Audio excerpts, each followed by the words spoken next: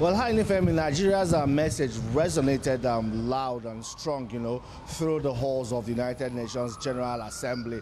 It was interesting to see that Nigeria is also finding its voice among the Committee of Nations, and all of this is an indication that indeed Nigeria is also becoming Nigeria is also able to sustain itself, especially moving away from the over-reliance on handouts from the international community. Nigeria's economy is now stabilizing.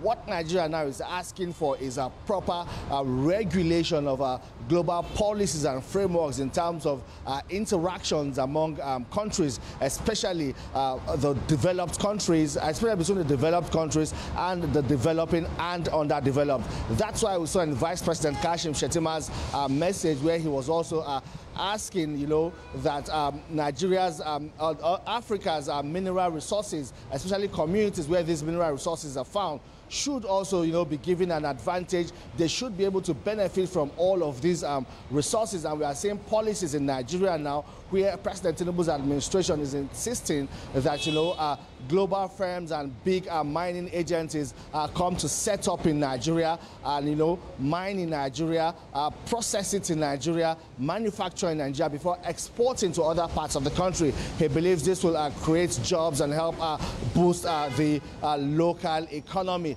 This message is also,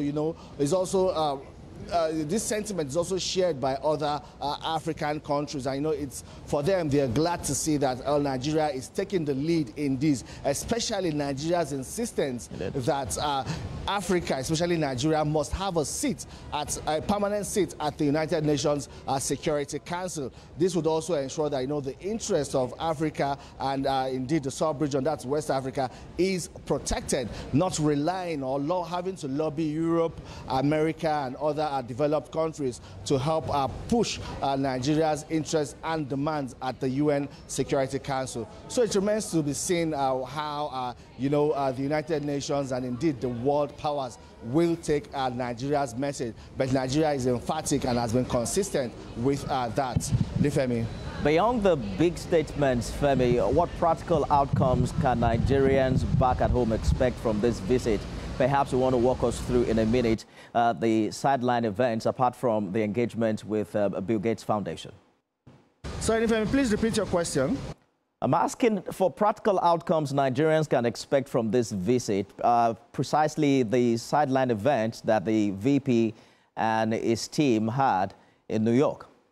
Well, there are lots to expect. The VP on the sidelines met, with different investors, who came with their portfolio to talk about opportunities in Nigeria. He also met with the Gates Foundation, and we're hearing that they are coming with a huge billion-dollar investment in the education sector in Nigeria. But this time they are specific with their target. They intend to target more women, ensure that more women have access to education, because if you look at the numbers, especially the number of out-of-school children, Nigeria has one of the highest rates. And out of this high rate of out-of-school children, a large fraction of these numbers are women. So the Gates Foundation, already working with Nigeria's Ministry of Education, is targeting women and developing a program that would ensure that more women are enrolled in schools. And VP Shettima has also, on the sidelines, also talked about the energy potential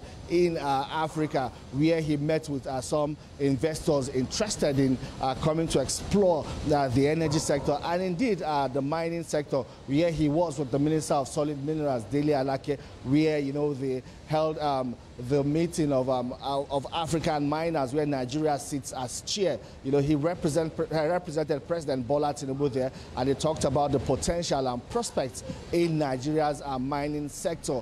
Also giving incentives to these would-be investors, assuring them that indeed when they come and invest in Nigeria, it would also be easy for them to repatriate their profit, and also selling the renewed hope agenda of President Bola Tinubu and the economic reforms, assuring them that though it might have caused temporary hardship for Nigerians, it's for the good of the entire country in the long run, and also it's profitable for investors, because that's environment for their investment and businesses to thrive has already been created. Femi. Femi Akande live for us in New York. Thank you for the updates there. Also standing by in the course of this bulletin is international affairs analyst Onyekachi Adekoya as we talk about Nigeria's and indeed Africa's big ask at the UN. That's right after this break. Also coming up on the news at 7, security beefed up in Ibadan ahead of tomorrow's coronation of